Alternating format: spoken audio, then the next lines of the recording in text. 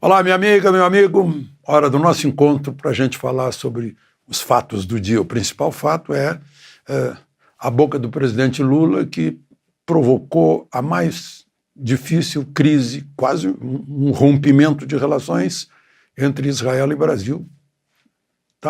Estão dando todos os passos para romper relações. Mas, enfim, hoje, 19 de fevereiro, segunda-feira, em 1649, foi a Segunda Batalha de Guararapes, em que um embrião do Exército Brasileiro, formado por portugueses, negros, índios, que formaram a grande etnia brasileira, expulsamos os poderosos holandeses. A Holanda, na época, era uma potência. Expulsamos. Lá de Pernambuco, Batalha de Guararapes, ali do lado de Recife. E na Guerra do Paraguai, ou Guerra da Tríplice Aliança, em 19 de fevereiro de 1868, a Marinha Imperial Brasileira consegue passar pela fortaleza de Humaitá.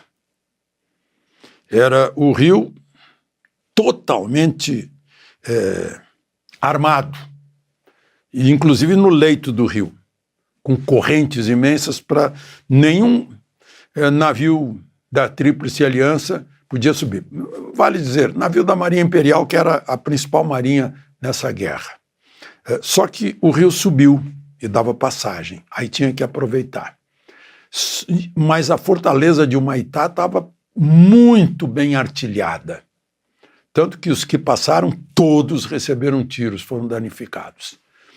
Principalmente embarcações menores, inclusive o Alagoas, feito no arsenal da Marinha do Rio de Janeiro, todo blindado, encouraçados, né? E navios maiores, com tripulação aí de 130 pessoas, os menores com 30, 50, conseguiram passar. Foi uma heróica. Era para ser só tentativa, mas conseguiram passar. E aí abriu o caminho para a Assunção. A partir dali, o ditador Solano Lopes abandonou a capital, levando consigo armas e alimento, e foi lutar no Chaco. E na época se falava, bom, agora a guerra termina em 1 mês ou 2. Ainda teve mais 2 anos de guerra. Terrível guerra. Muito sangrenta, morticínio, terrível. Bom, e hoje é o Dia Mundial do Esportista. Aquele que pratica esporte e aquele que pratica atividade física também, né? Eu procuro fazer isso todos os dias, já fiz isso há pouco e recomendo. Aí com 83 anos a gente sobe. Eu subo uma média de 10 andares por dia, graças às escadas aqui da minha casa. Bom, não esqueça de se inscrever, de fiscalizar a sua inscrição e, ao final, de deixar o seu gostei ou não gostei. Antes de falarmos de Israel e Lula, como é dia do esportista, eu falo de um esportista que morreu, o Abílio Diniz, aos 87 anos. Eu acho que talvez tenha sido a vontade dele de voltar para o Brasil. Ele estava em Aspen, Colorado, que significa que estava esquiando, significa que estava em temperaturas abaixo de 0, e teve, estão chamando de pneumonite, né? Pneumonia. E quis voltar para o Brasil para se tratar, em vez de ir para um hospital lá mesmo, né? Que deve estar acostumado a tratar os casos de pneumonia ali da região. Mas aí demorou um tempão, até chegar no Einstein, em São Paulo. Grande empresário, um atleta, ciclismo, corrida, fazia de tudo. Musculação. Né? E vocês lembram que ele foi sequestrado? Ajudou o Lula a perder a eleição. Foi na véspera do segundo turno, em 1969, com Collor. porque o pessoal era da extrema esquerda, sequestradores, inclusive chilenos. Ele chegou a reagir, estava de arma em punho, mas foi cercado de tal forma, uma ambulância na frente, o carro dele bateu na ambulância e outro fechou atrás, ele não podia sair dali, e desceram dos dois carros e ele foi cercado. Depois foi libertado, né? E os sequestradores foram todos presos. Bom, por falar em preso, o ministro Lewandowski lá em Mossoró disse que era um episódio isolado. Só que, claro, não foi prisão federal, foi prisão estadual. Mas no Piauí, em Bom Jesus, tem 188 encarcerados. Hoje de manhã fugiram 17. Bom, vamos agora a Israel e o Brasil. A grande preocupação, meu Deus, porque das nossas ligações, nós somos, eu diria até ideologicamente ligados, culturalmente ligados, religiosamente ligados. Nós somos da cultura ocidental, da religião judaico-cristã. Daí os nossos laços. E aquelas declarações de Lula que eu mencionei aqui ontem, comparando Israel com Hitler, nazismo, falando em genocídio lá na faixa de Gaza, né? Chegou a dizer que nunca viu mulheres e crianças morrendo assim, né? Não deve ter conhecimento da Segunda Guerra Mundial, de Coventry, de Londres. Lá de Londres, a população londrina enviava as crianças para o interior, porque o interior, uma fazenda, não era alvo da Luftwaffe. Queriam salvar pelo menos as futuras gerações. O revide foi grande também, Dresden, Berlim, né? Hannover, cidades alemãs todas foram bombardeadas, inclusive com civis. Né? Mas, enfim, foi muito infeliz e ainda disse aquilo, né, que sob pretexto de combater o Hamas, Israel estava matando criança e mulher e tal. A reação foi chamar o embaixador foi chamado, o Bibi, o chefe de governo, o Benjamin Netanyahu, fez uma declaração dizendo que é absurdo, vergonha, né, fazer esse tipo de comparação. Em outras palavras, disse que foi uma blasfêmia para o judeu. E chamou o embaixador foi com o chanceler, com o Katz, Israel Katz, levou o embaixador ao Museu do Holocausto para mostrar o que é o Holocausto que Lula acusou os judeus de fazer. Né? O embaixador ficou quieto ali enquanto ele dizia, né, o meu avô é um dos que foram mortos nesse genocídio, nesse Holocausto, entre 6 milhões, e isso não tem perdão, a menos que Lula retire as suas palavras, peça desculpas, se redima, peça perdão, né? E disse para o embaixador que, olha, estou comunicando que o presidente do Brasil é persona non grata em Israel. Aí teve uma reação radical do Celso Amorim, que é de facto, o condutor da política externa junto com Lula. Disse, isso é um absurdo. Quem é a persona non grata é Israel. Aí, resultado. O governo brasileiro chamou o embaixador Maia, Frederico, se não me engano. Significa o primeiro passo para cortar relações. Né? E o embaixador de Israel aqui, embaixador Daniel Zonshine, que significa brilho do sol, foi chamado também para o Palácio do Itamaraty, no Rio, onde funciona uma biblioteca, um museu e tal. Dá a impressão que é um revide porque chamou para o Museu do Holocausto, então o embaixador de Israel, que mora em Brasília, que tem domicílio em Brasília, na embaixada, vai ter que ir para o Rio.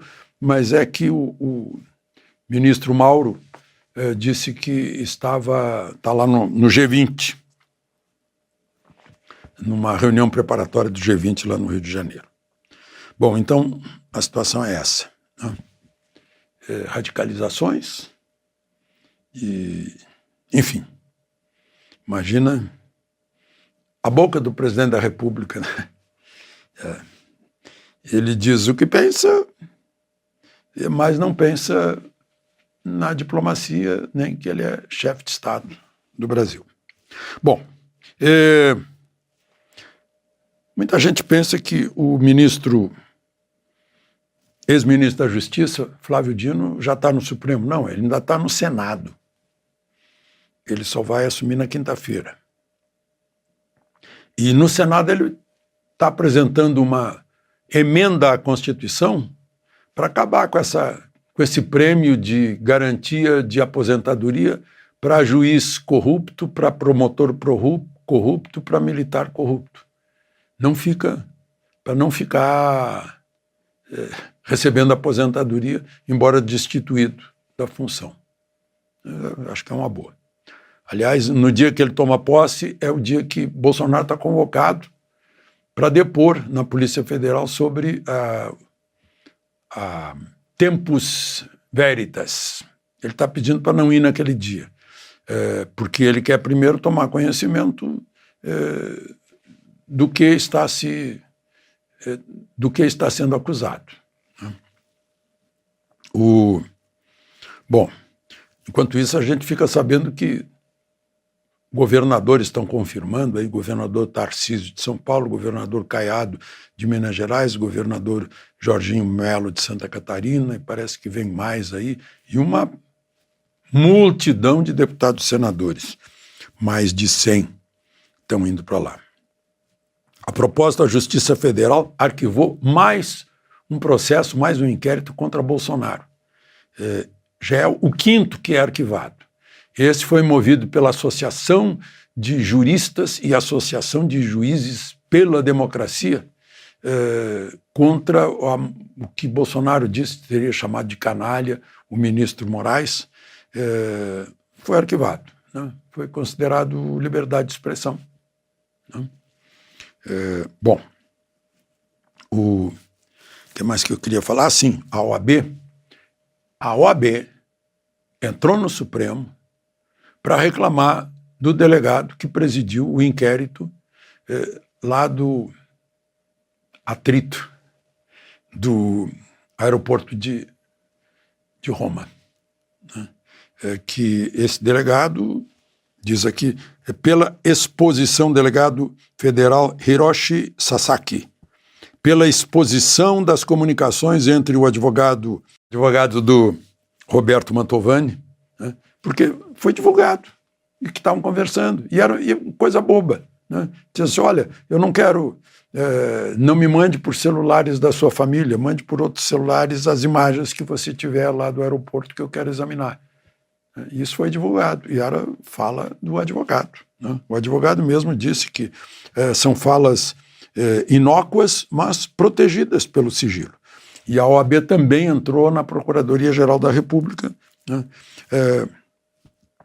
Reclamando sobre isso, né? Pegar celular é aquela Fishing Expeditions. Eu falei para vocês outro dia que eu estou fazendo check-up. Isso é uma Fishing Expedition. Eu não tenho nada, não sinto nada, né? Eu não tenho nenhum sintoma de nada, mas quero ver se está tudo bem, né? Só que eu posso fazer isso comigo.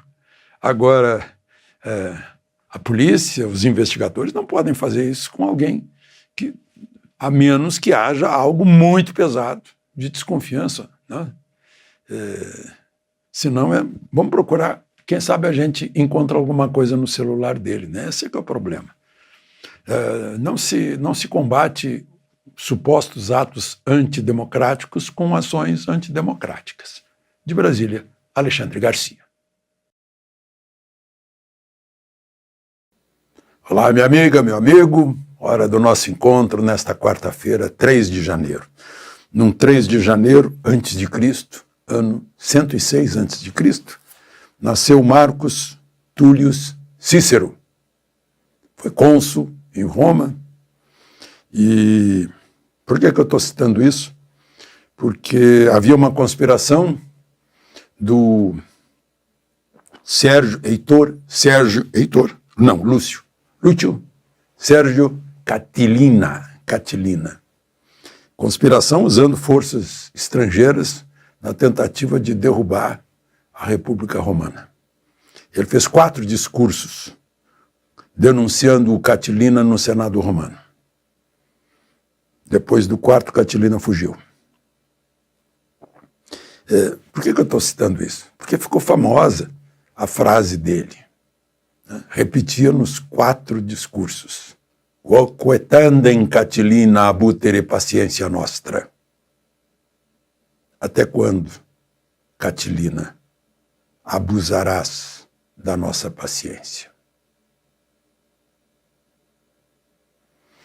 Não esqueça de se inscrever e ao final de deixar o seu gostei ou não gostei.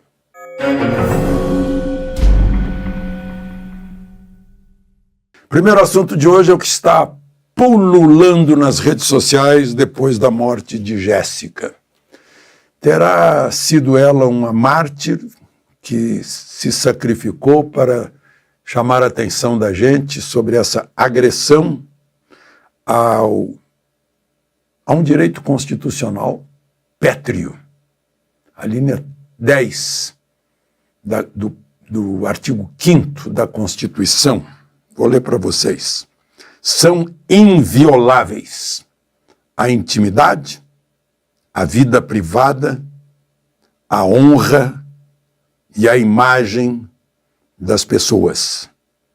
Assegurado o direito à indenização por dano material ou moral decorrente da sua violação. Eu vi na Gazeta do Povo, por exemplo, né, que há um grande site que abriga centenas de influenciadores e 34 sites de fofocas que têm 150 milhões de seguidores. É aquele gosto amargo e cruel de se divertir, ter curiosidade sobre a vida alheia, a intimidade, a privacidade, a imagem, a honra das pessoas, que é inviolável se estiver valendo ainda a nossa Constituição. Um tal de Mind 8, ou Mind 8. É o que está lá no jornal, é o que a gente tem visto aí pululando nas redes sociais, à procura de explicações e de responsabilidades sobre a morte de Jéssica, 22 anos, lá de Araguari, Minas Gerais. Bom, a propósito disso, né, a própria Procuradoria-Geral da República tem se queixado, ao pedir arquivamento de inquéritos, se queixado dessa invasão determinada pela Justiça, fazendo aquela fishing expedition. Vai lá, entra na casa da pessoa, pega tudo, pega até das crianças, pega da mulher, dos filhos, para ver se acha alguma coisa. Engraçado que isso tem sido aplicado em processos políticos, mas no processo essencialmente criminal com traficante, né, aí se devolve tudo. Não, foi feita fishing expedition, não houve mandado judicial para investigar algo específico, né? Fizeram uma busca genérica, ou às vezes entraram num galpão e encontraram droga, não devolve a droga, devolve não, mas a droga não serve dá liberdade de novo, porque essa prova não serve prova de crime. Com traficante não tem acontecido isso. E aí eu fico pensando, né? Eu estava vendo aqui de novo, não custa a gente lembrar toda hora do Ministério Público, que parece que está tão deixado de lado. O Ministério Público é a instituição permanente essencial à função jurisdicional do Estado, incumbindo-lhe a defesa da ordem jurídica do regime democrático. e dos interesses sociais individuais indisponíveis. Artigo 127 da Constituição. E lá mais adiante, no artigo 129, diz que compete privativamente ao Ministério Público o processo criminal, né? O Ministério Público é que toma a iniciativa. O juiz não tem iniciativa, pelo menos é assim que diz o devido processo legal no Estado democrático de direito. Só para a gente lembrar, porque somos todos cidadãos e devemos participar disso. Aliás, além de cidadãos, somos a origem do poder, os mandantes, os eleitores, os pagadores de impostos que sustentam as instituições.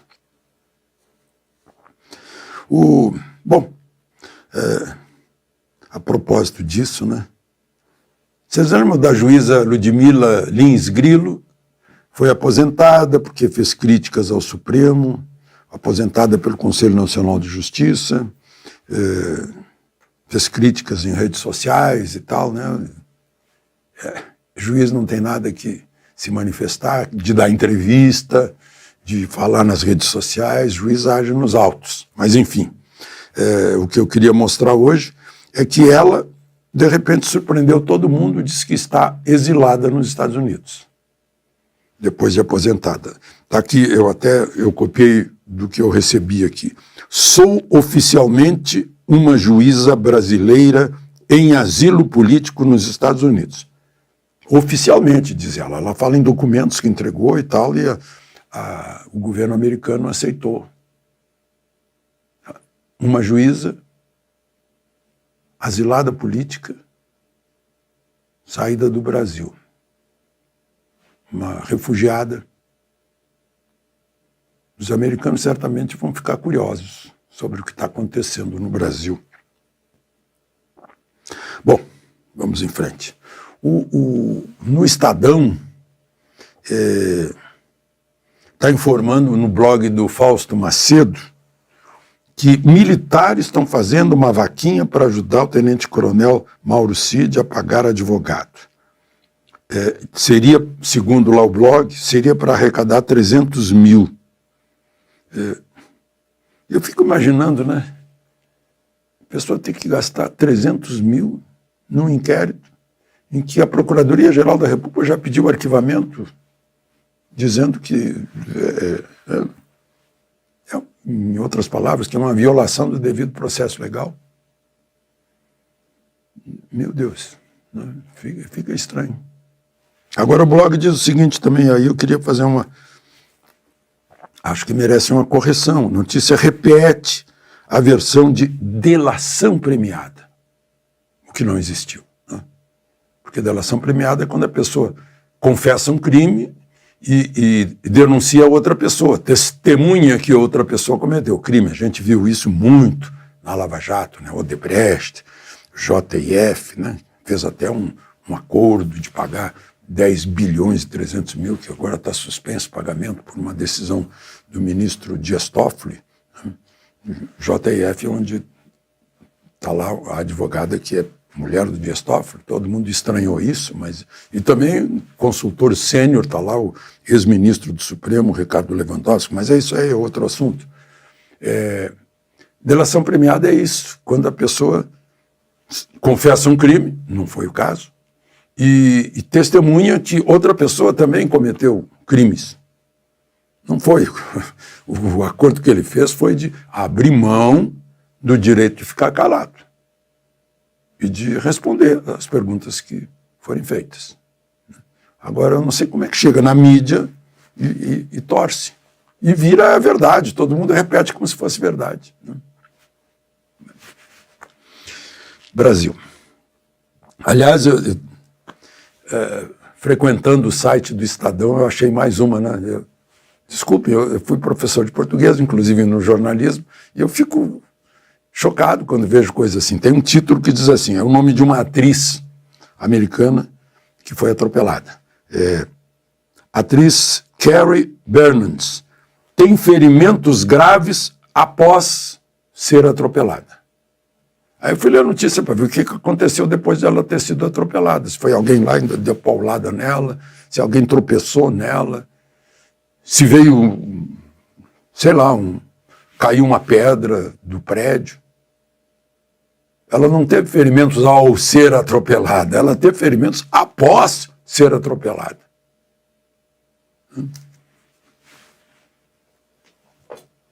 Eu não sei se é falta de leitura, falta de intimidade com a ferramenta básica de quem escreve, que é a língua, que são as palavras, que é a gramática, o significado das palavras. É lamentável. Ainda essa semana eu constatei de novo, né? Está cheio de gente que escreve nos jornais e que escreve nas notícias que não sabe o que é enforcamento, enforcar, não sabe. Acha que estrangular é enforcar, que esganar é enforcar, que asfixiar é enforcar. Não é enforcar, é usar uma forca, amarrar uma corda, um cabo, um fio e pendurar a pessoa. É uma coisa tão primária que alguém que tem supostamente diploma de jornalista de curso superior. Gente, que vergonha. Desculpe o desabafo. De Brasília, Alexandre Garcia.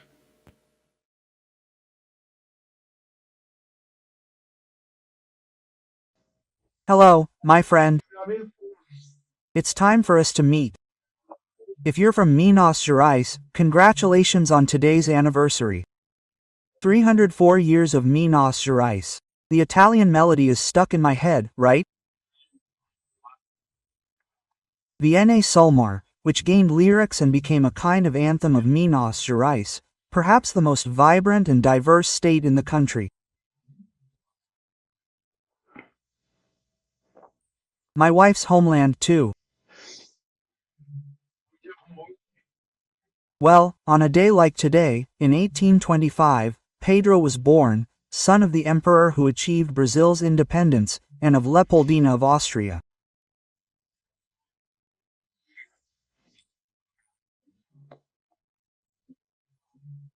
Pedro united the Braganza and Habsburg dynasties and was made emperor very early. They even staged a coup, the coup d'état. And he became emperor in 1831, because his father went to resolve matters of domestic politics in Portugal and was emperor for 58 years, almost 60 years, right?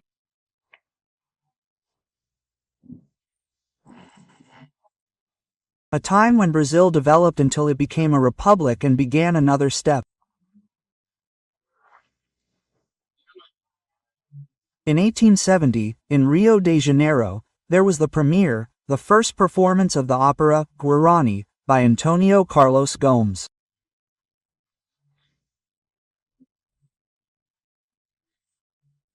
I saw the bust of Antonio Carlos Gomes in the lobby of the Opera House, right, and Alla Scala in Milan, perhaps the most significant, most iconic opera house in the world. There's the bust of the Brazilian Antonio Carlos Gomes. This launch was on the emperor's birthday.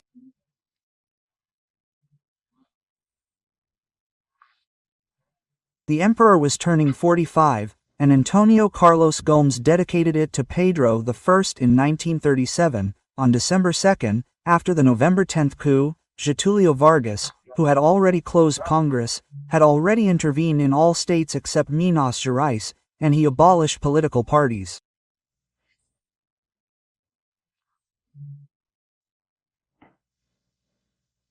He governed alone. In fact, not even political parties bothered him. He ended the Vargas dictatorship. In 1945, Vargas's Minister of War was elected. After deposing Vargas, he was elected President of the Republic by direct vote. The PSD had a majority in the Constituent Assembly that drafted the 1946 Constitution. Well, this is the Constitution. President Dutra always referred to it. Let's see what the little book says. It was his pronunciation. For him, the little book was the secular Bible that guided his government. So let's get to today's facts. Don't forget to sign up. I see on the street, my God, so many people say they follow me that I'm like, I said, but are they really signing up, right? Well, it's impressive. I'm impressed, right? The number, the percentage of people, is sometimes a lift, it reaches 100%. I think they're forgetting to sign up. Don't forget, and at the end, leave a like or dislike. So let's get to today's conversation.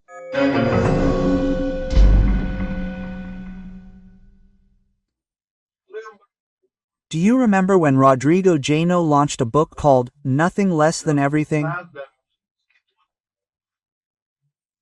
Rodrigo Jano, Attorney General of the Republic, gave an interview and confirmed in his book the episode in which he reveals he was set up for the Supreme Court, willing, according to him, to shoot Gilmar Mendes in the face.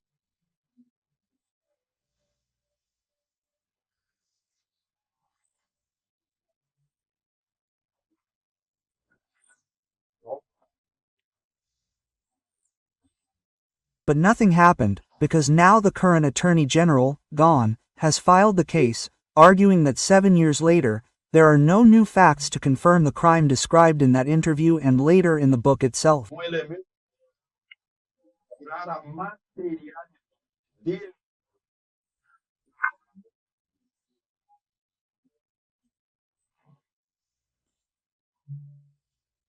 In other words, Rodrigo Jano said he intended to kill, had the means to kill, was at a short distance and had a revolver on his waist, but he didn't kill, he didn't commit the crime. So it's going to be filed because there was no crime.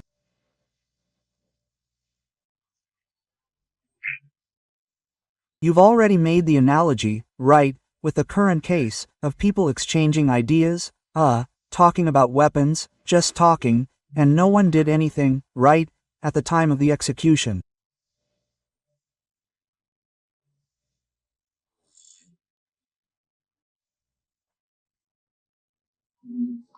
And the idea would be, right, this whole investigation to incriminate Bolsonaro, because since way back, he's been challenging the system, right, this status quo of power holders, how do you identify it?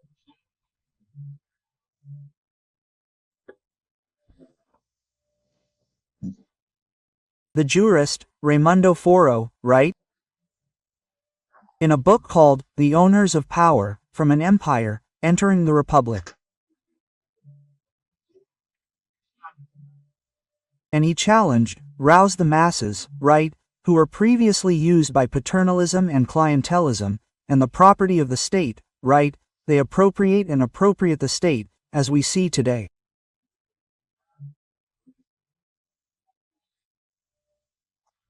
And he challenged this system that didn't work in Brazil, doesn't work, right? It's not the system of the United States, which was colonized at the same time as Brazil and succeeded, the first power in the world. But anyway, the objective is to catch Bolsonaro. Then we see that Jano today postponed it to February, right? Waiting for the holidays and so on, right? 800 pages of investigation. It seems there's a perception that so far there's nothing, just as there was nothing to catch Rodrigo Jano, right, gone?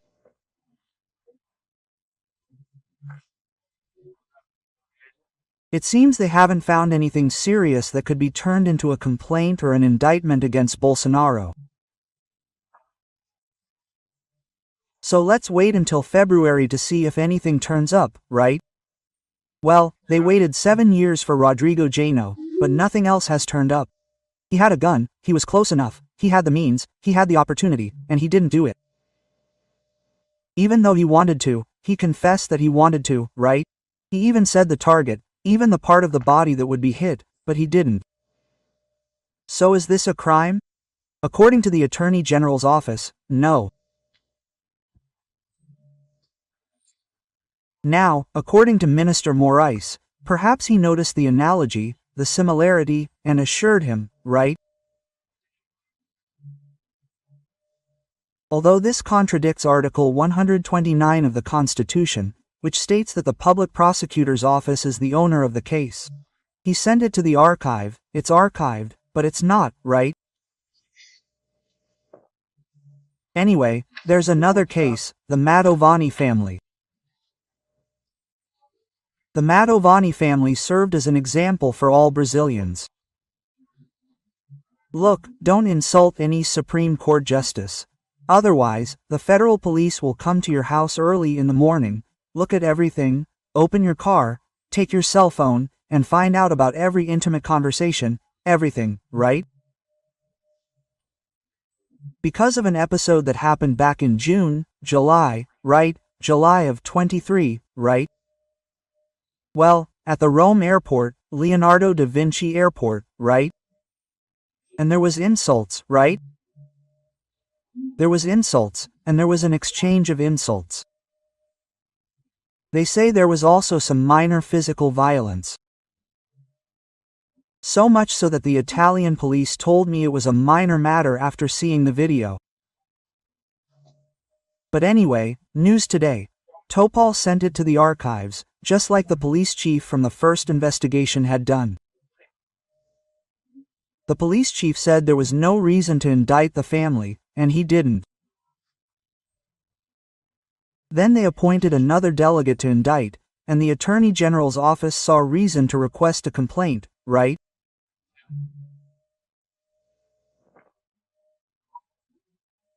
And it was with Tofol, who sent it to the archive, saying it was because of an agreement between the Mantovani family's defense team, right, and the courts or the injured party, apologizing for the crime here, look.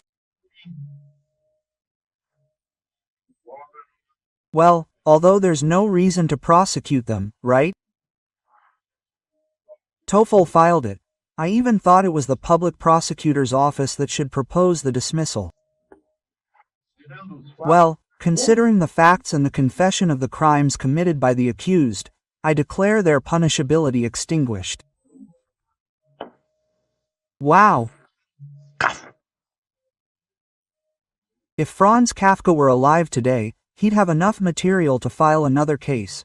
2 cases around the Polish justice system, right?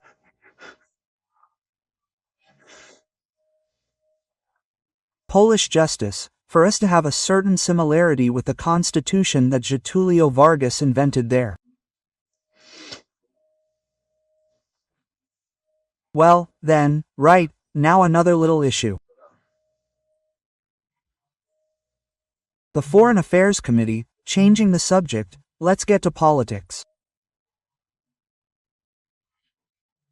The Foreign Affairs Committee, Foreign National Defense Committees, by a vote of 14-5, approved a motion of impeachment against First Lady Janja, for a vulgar expression used against Elon Musk, who will be, well, secretary, let's call it, minister, in the Trump administration. Conduct incompatible with the decorum befitting a First Lady. That was last week, but I'm remembering it today because today it was announced that a group of left-wing lawyers, known as Prerogatives, will hold a dinner on Friday in Janja's honor, right, giving her a Maria Rita concert as a gift. Hey, those of my generation, for those of my generation, I inform you that it's Elis Regina's daughter, right? Hey, and Lula and government ministers will be there.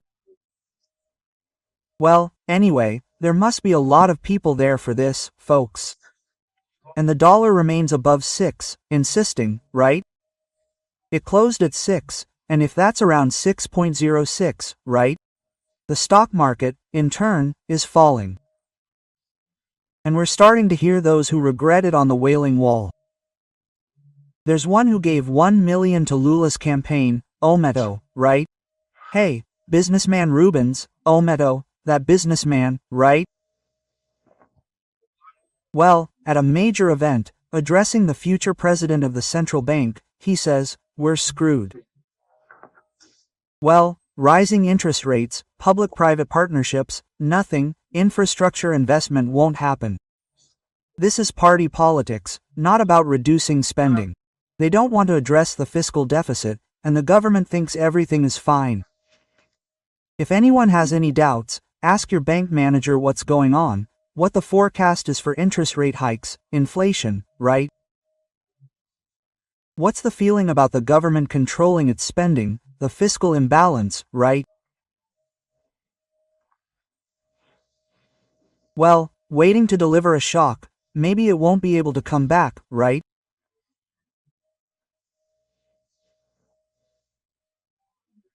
Meanwhile, just to wrap up, Starlink is announcing that it's applying for another license from the National Telecommunications Agency.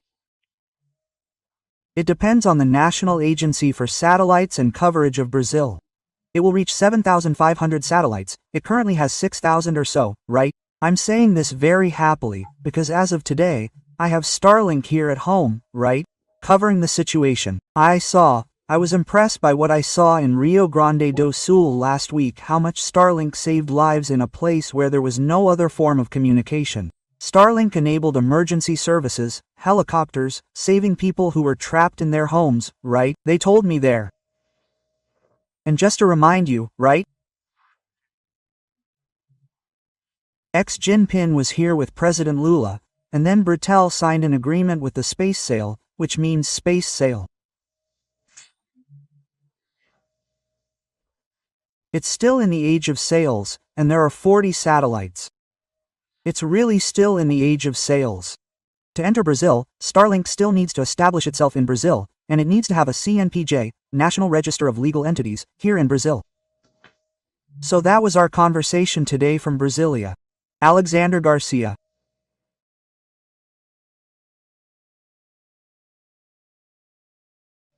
Hello, my friends. It's time for us to meet this Tuesday, January 18th.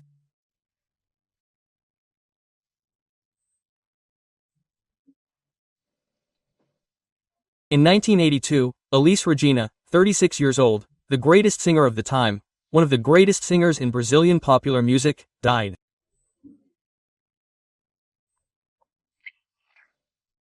I remember, but I can't find the photo to show you. My father introduced Eli, still a little girl, on a Sunday morning talk show on Radio Independente do Legado. She was already the big attraction at the Clube do Guri hosted by Ari Rego Alegre. Guri because Guri was a chocolate drink from Neugebauer in Porto Alegre. That's where she was launched. Then Continental in Rio discovered Elis and off she went. Absolute success, a powerful voice, vocal mastery, something incredible. Eli Regina. And in 1799, if I'm not mistaken, I wrote it down here so I don't make the same mistake.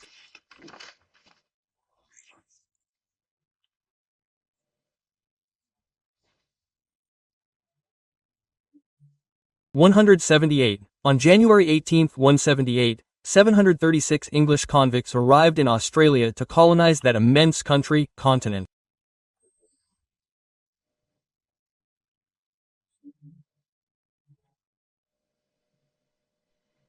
They came to seek freedom. The irony of today, right? How freedom is being stifled, restricted, all freedoms in Australia today. Incomprehensible. Don't forget to subscribe and at the end to leave your like or dislike.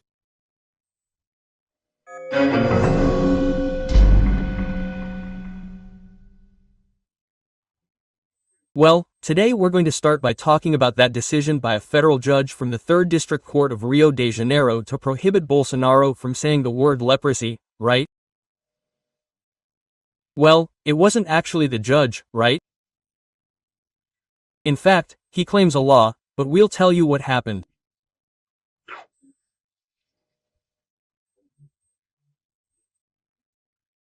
The Union of the Movements for the Reintegration of Those Affected by Ranson's Disease filed a lawsuit because President Bolsonaro in December in Santa Catarina, quoting the Gospel, said that in the time of Christ there was leprosy and the world didn't end.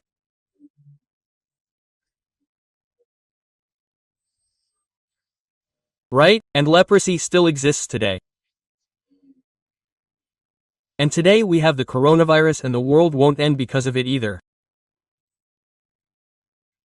That was the reasoning, that we have to live with a disease, right? Well, anyway, one of the ways to live with the disease is to not leave anyone with a stigma, right, with the name leprosy. That's why a law was made, and here's the law. Article 1. This law was sanctioned in March 1995 by President Fernando Henrique.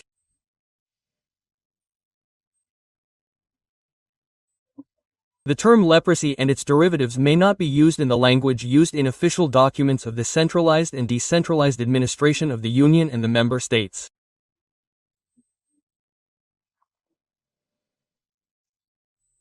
The law does not prohibit anyone from speaking, from pronouncing, nor could it, because the Constitution guarantees freedom of expression, right? It prohibits this term in official documents of the government of the Union. Government of the Union means the three powers. Then it talks about the designations that need to be replaced.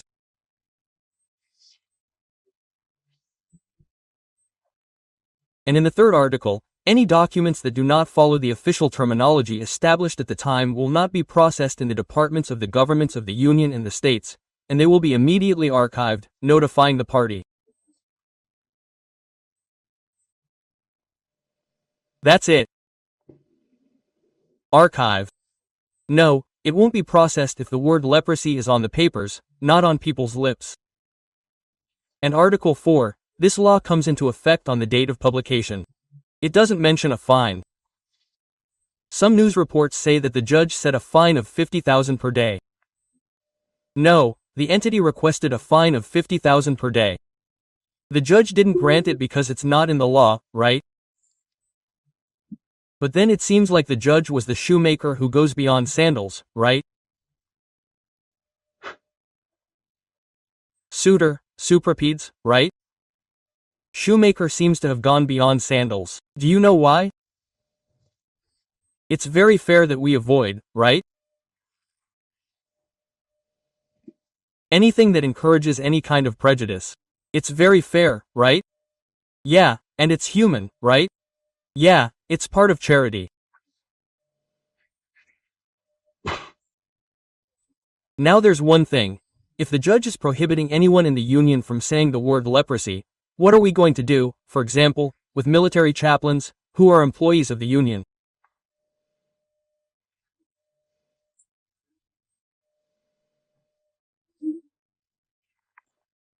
Military, evangelical, and Catholic chaplains, when it comes to reading Matthew, Luke, and I'm missing an evangelist here and Mark, right?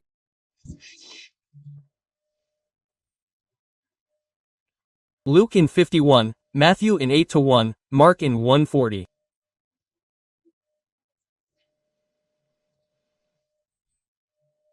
The judge is prohibiting the reading of the gospel.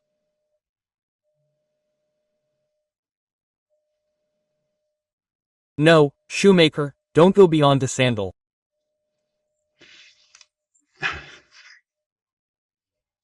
Well, it seems that there are some people there who have started to levitate, going far beyond the sandal, wanting to give a tip to the sculpture's nose, right?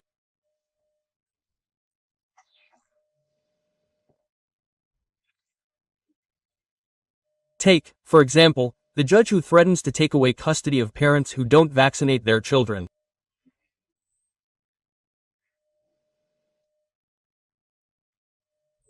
Have you ever thought that he will be severely punishing, almost like terror, the child who is separated from their parents?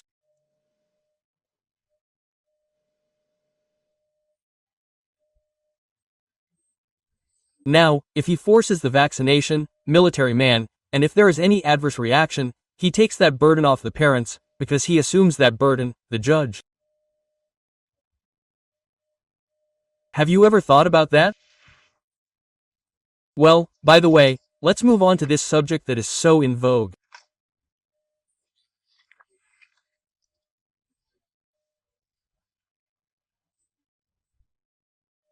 Well, this morning I went live on Guaiba Radio and saw that there were 2 deaths that everything indicates are from Omicron. One of people vaccinated 3 times, one 88 years old, the other 86 years old and with comorbidities.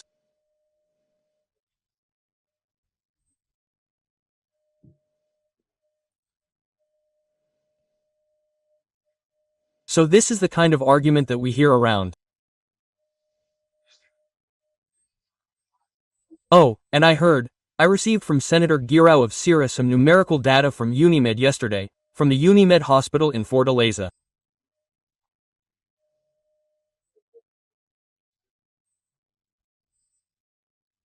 And then I saw the recording of the president of Unimed in Fortaleza, Dr. Elias Lead, reporting that there are 53 adults hospitalized with COVID, 19 received the 3 doses, 23 received 2, 3, 1 and 8 were not vaccinated.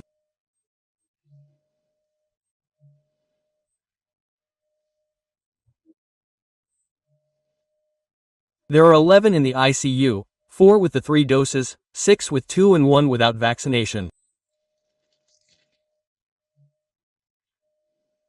And there were 2 deaths. We have to work with numbers, right? Because numbers are facts.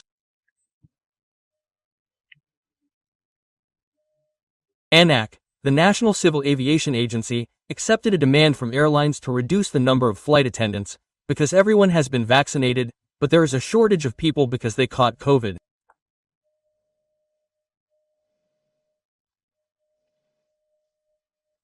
Oh, I'm 81 years old. This is the first time I've seen this. I've never seen this. I've been vaccinated since ABCG back in Nascimento and all the others, right? And I've never seen this.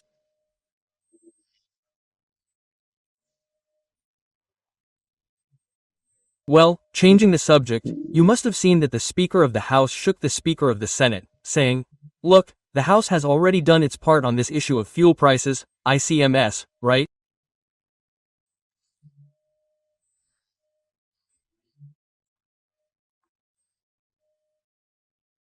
Because as you showed yesterday I participated in Pingo Gnosis, during which a survey was conducted and more than 84% of people said that the main person responsible for the high price of fuel is the governor, right?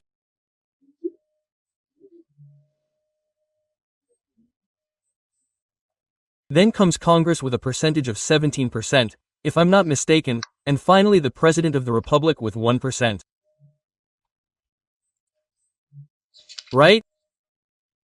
By the way, I was very happy about yesterday's Pingo Gnosis program because it beat Globo News and CNN in terms of audience. But anyway, that's another matter. Oh, but there we showed, right, that the Speaker of the House was insisting on this and today there was a reaction from the Senate, right? The Senate seems to be working under shakes.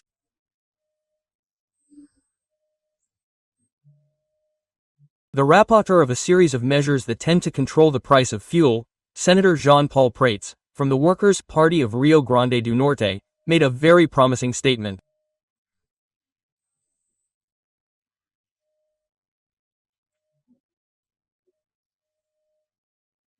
He said that 40 days after the approval of the measures he has in hand, and the Senate will vote on this in the next 2 weeks, that is, the first 2 weeks of February, 40 days later the measures will be lifted. They will remove $20 from the price of gas, $2 from the price of a liter of gasoline and $3 from the price of diesel.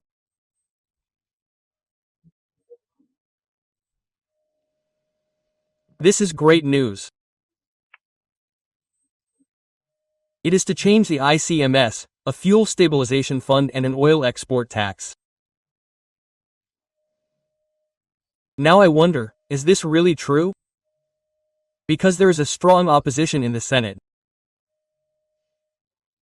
That the opposition will make life easier for the president who is running for re-election, because by lowering the price of fuel, well, no one will believe that it was the Senate that did it, right?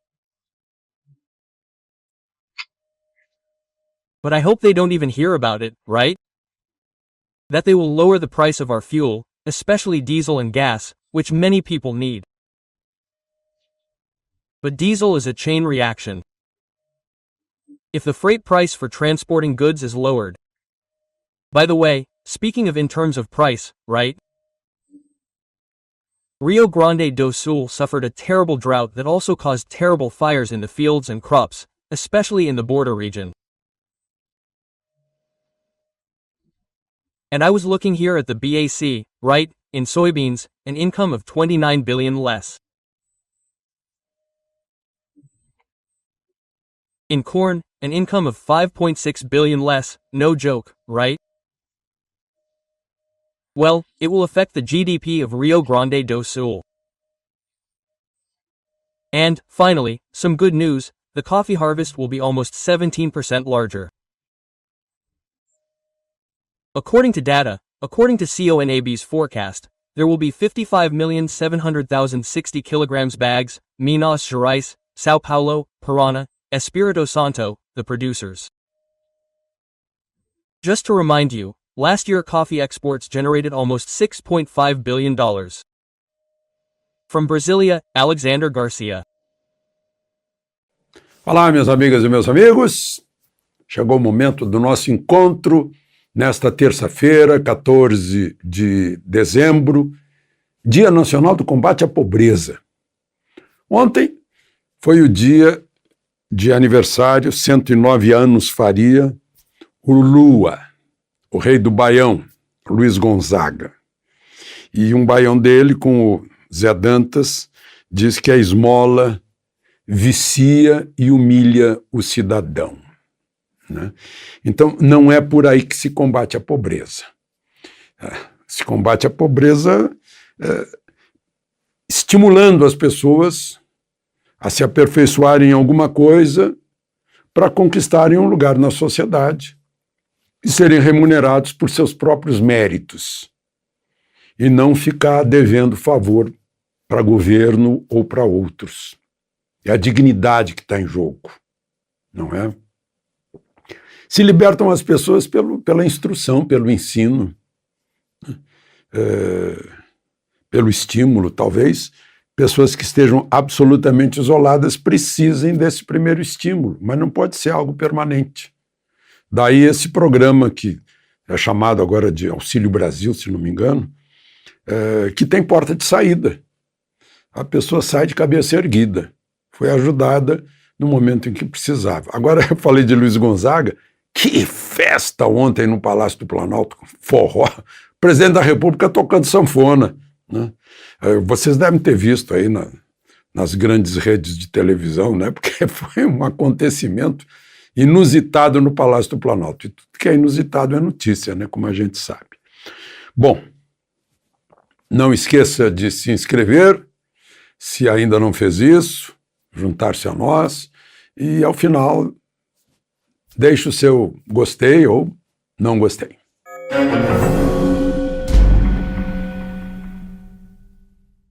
Bom, gente, vocês sabem que o Sérgio Cabral, ex-governador do Rio de Janeiro, foi condenado aí a quase 400 anos de prisão. Né? A justiça já diminuiu 14 anos, mas ainda restam 385, 86 por aí. Mas agora o Tribunal Regional Federal do Rio de Janeiro deu um presente de Natal para ele. Prisão domiciliar. É o sonho de todo mundo, né? Poder ficar em casa, na segurança da casa, no conforto da casa, né? Na comidinha da casa, no convívio com os parentes, né? E muita gente está presa aí com essa história de lockdown, né? Ficou presa em domicílio, né? Uma outra decisão da Justiça, o presidente do Supremo, o ministro Luiz Fux, derrubou o habeas corpus que mantinha, sem cumprimento de pena por enquanto, os 4 condenados no processo da Boate Kiss, que, aliás, julgamento 9 anos depois. Um julgamento que demorou 10 dias, teve até carta psicografada. e uma sentença assim melodramática, numa linguagem estranha do juiz, para juiz, né? Mas, enfim. Mas aí eu fico pensando, esses não precisam ficar em liberdade esperando o trânsito em julgado. Esses têm que ir para a prisão. Quer dizer, tratamentos diferentes, né? A gente sabe em relação a quem, né? Enfim. Há uma outra decisão de um juiz do Supremo, um juiz singular, decide sobre a entrada de passageiros no Brasil, nos aeroportos, na migração da fronteira, como se ele fosse chefe da migração, que é um cargo do Poder Executivo. Ou faz uma lei que é algo do Poder Legislativo. Ficou muito estranho, porque está aumentando cada vez mais, né? O jurista Ives Gandra Martins, que poderia ser professor de todos os do Supremo, disse que há uma hipertrofia do Supremo, né? Fala em ativismo político. E lembra que a linha 11 do artigo 49, se não me engano, deixa eu conferir aqui, eu acho que é 49, sim, da Constituição, fala da competência, do dever do Congresso Nacional de zelar pela sua competência legislativa. Ele lembra, olha, os constituintes não escreveram isso aí só pro forma, para bonito. Não, isso tem um fim. Está mandando reagir a algum distúrbio no segundo artigo da Constituição, que fala da independência dos poderes. E a gente está vendo aí o Supremo agindo como um instrumento de partidos insignificantes, que, não tendo voto nos plenários, recorre ao Supremo como ferramenta de alteração, né? E ao Poder Legislativo. Será que o Poder Legislativo está com medo? Pode ser, né? Com essa história de tanta gente de rabo preso no Supremo, pode ser que a covardia seja provocada pelo rabo preso, né? Pode ser. Mas, enfim, a Anvisa nem esperou nada, já foi direto, já confirmou, né? É uma agência independente, autônoma.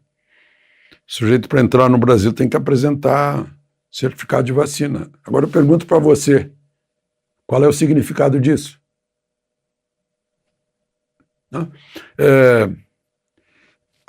Bom, mas enfim, vocês sabem aí que eu já falei com vocês, que eu mostrei o que falei no Congresso Mundial Médicos pela Vida, participação de médicos do mundo inteiro, né? Lamentei que ministros do Supremo lá não estivessem. Hoje eu estava almoçando com o ministro Paulo Guedes e falei para ele isso. Ele ficou me ouvindo sobre as conclusões dos médicos, né, que é muito importante. Autoridades do governo precisam saber disso, né? E coisas que você sabe, né? Você sabe muito bem o que deu certo na pandemia e o que não deu certo. Você sabe muito bem, né? Eu sei que tem gente aí, psicólogos, dizendo, não, mas há uma psicose coletiva, as pessoas estão com medo e não enxergam. Mas você tem que sacudir, porque tem a defesa da sua saúde, da saúde de sua família, né? E ver o que dá certo e o que não dá certo, né? E pensar na sua vida, sua saúde, sua liberdade, né? Está saltando aos olhos, né?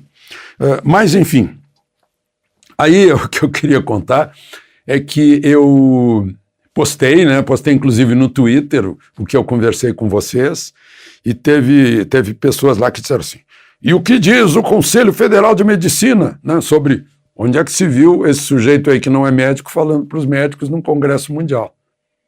Eu vou ter a resposta hoje, porque eu vou sair daqui agora e vou jantar com a maioria dos integrantes do Conselho Federal de Medicina, né? A maioria dos conselheiros. Aí amanhã eu conto para vocês o que dizem da minha presença lá, né? Como a pessoa estava duvidando aí, Como pode? Eu não sei. É a mesma coisa que dizer se eu opinar sobre um pão tá bom ou não, mas você não é padeiro, não pode falar, né? Se eu opinar sobre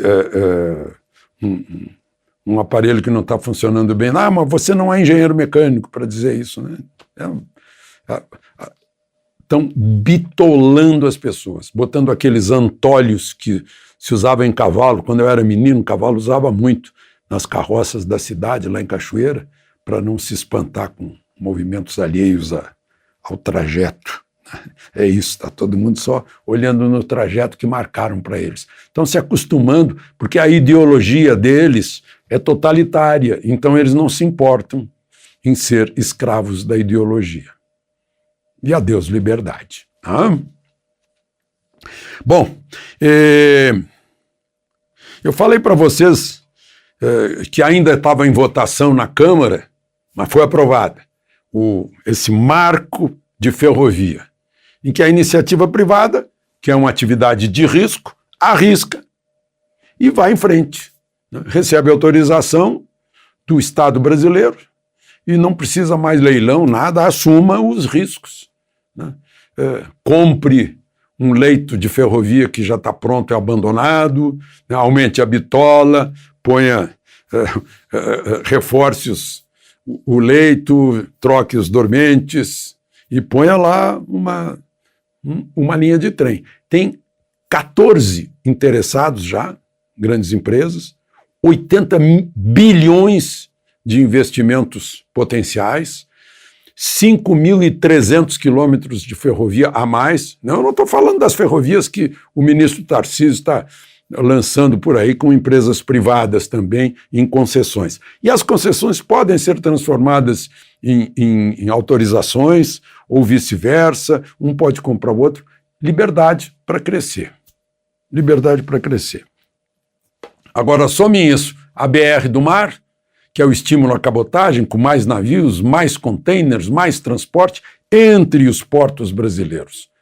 Sabe que de Manaus, eu não vou falar nem de Tabatinga, vou falar de Manaus, a Porto Alegre, fiz a conta aqui, são 7.400 quilômetros. Olha o tamanho da nossa navegabilidade unindo grandes centros. De Londres, né, ou de Southampton até Nova York, de navio, dá 5.600 quilômetros. Em Manaus, Porto Alegre, dá 2.000 quilômetros a mais, praticamente, né?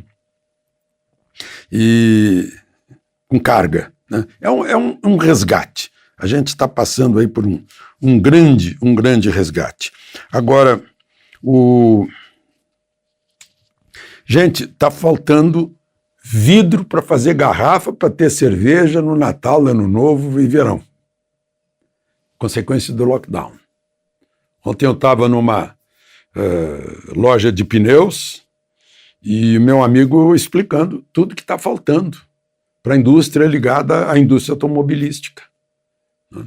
De carros que estão parados porque falta lá o chip, falta sensores, lockdown.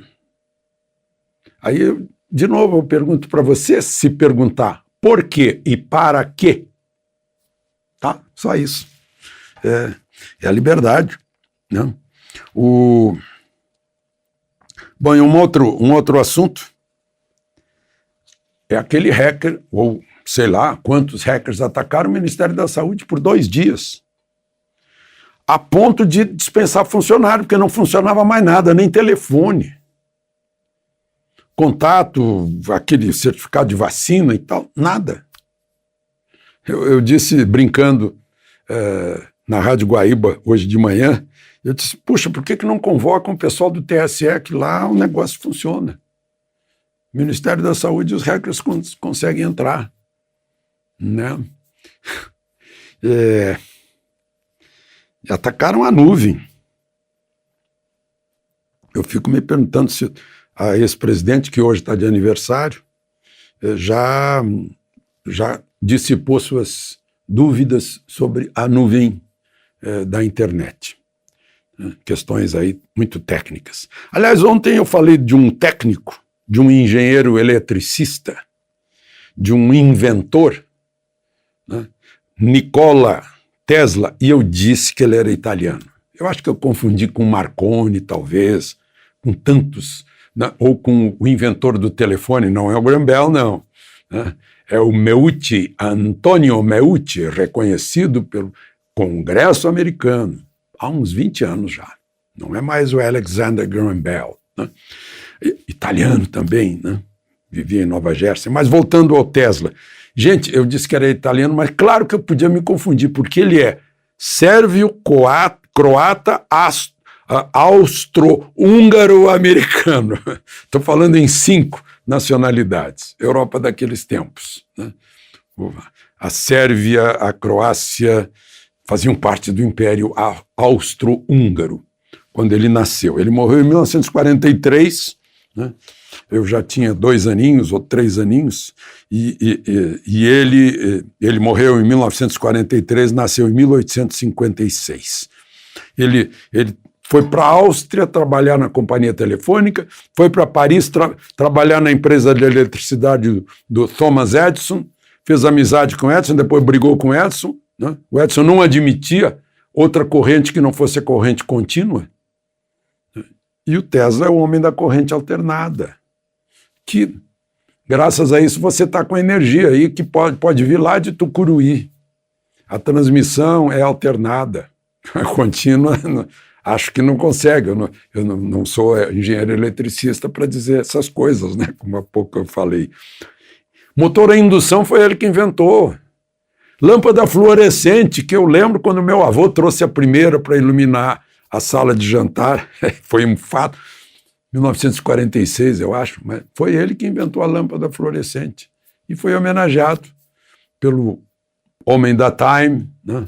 O Elon Musk, com o nome do carro elétrico. Eu estou fazendo essa. Sim, que inveja, ele morou durante anos lá em Nova York, no Waldorf Astoria. Eu sou da geração que só falava no Waldorf Astoria.